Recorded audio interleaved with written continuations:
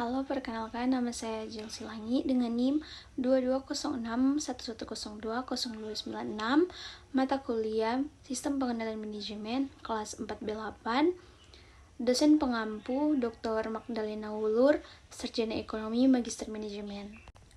Di sini saya akan mempresentasikan bab 16 sampai 18.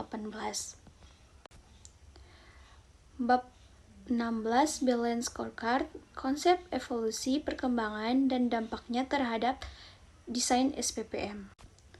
Balance Scorecard merupakan metode pengukur hasil kerja yang digunakan perusahaan atau bisa disebut dengan strategi manajemen.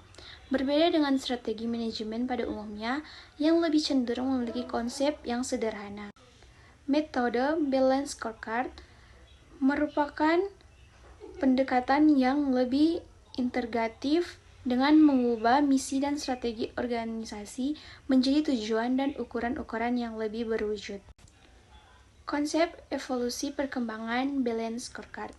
Konsep Balance Scorecard berkembang sejalan dengan perkembangan pengimplementasian konsep tersebut. Balance Scorecard telah mengalami evolusi perkembangan. Yang pertama, Balance Scorecard sebagai perbaikan atas sistem pengukuran kinerja eksekutif. Yang kedua, Balance Scorecard sebagai rangka perencanaan strategi. Dan yang ketiga, Balance Scorecard sebagai basis sistem terpadu pengelolaan kinerja personal. Kita masuk pada bab yang ke-17, sistem penghargaan berbasis kinerja adalah salah satu alat pengendalian penting yang biasanya digunakan oleh suatu perusahaan dalam memotivasi karyawan untuk mencapai tujuan yang sesuai yang diharapkan oleh perusahaan. Penilaian kinerja.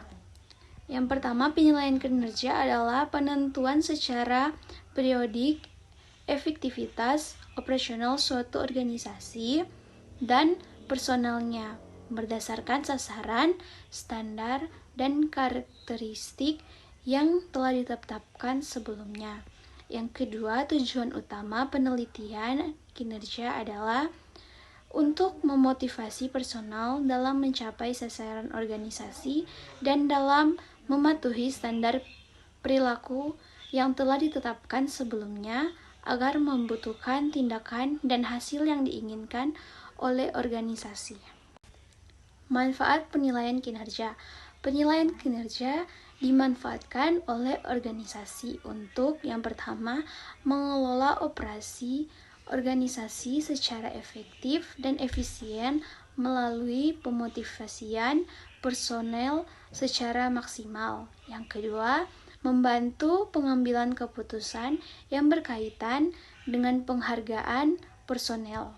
Yang ketiga, menyediakan kriteria seleksi dan evaluasi program pelatihan personel. Yang keempat, menyediakan umpan balik bagi personel.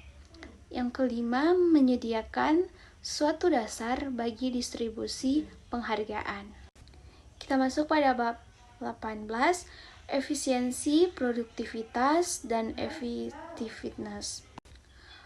Ukuran kinerja efisiensi seberapa jauh suatu proses mengkonsumsi masukan untuk menghasilkan keluaran.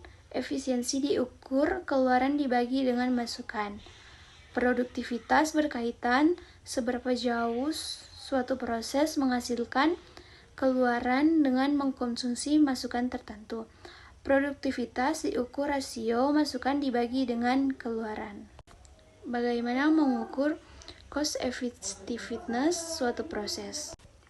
Ukuran kinerja cost effectiveness mindset ini memfokuskan usaha manajemen untuk menghasilkan keluaran yang mampu memuaskan kebutuhan customer. Dalam kebutuhan customer yang memicu berbagai aktivitas yang digunakan perusahaan untuk menghasilkan keluaran. Proses terdiri atas berbagai aktivitas untuk mengelola masukan menjadi keluaran. Oleh karena keluaran suatu proses digunakan untuk memuaskan kebutuhan customer, maka aktivitas yang digunakan untuk menghasilkan keluaran perlu dihubungkan dengan kebutuhan customer untuk menentukan diperlukan atau tidaknya aktivitas ditinjau dari sudut pandang customer. Timbulnya konsep aktivitas penambahan nilai dan aktivitas bukan penambah nilai. Aktivitas penambahan nilai ini adalah aktivitas yang menurut pandangan customer menambah nilai dalam proses pengelolaan masukkan menjadi keluaran. Sebaliknya, aktivitas bukan penambah nilai adalah aktivitas yang menurut pandangan customer tidak menambah nilai dalam proses pengelolaan masukkan menjadi keluaran. Itulah presentasi yang dapat saya sampaikan. Mohon maaf bila ada salah kata. Diucapkan terima kasih.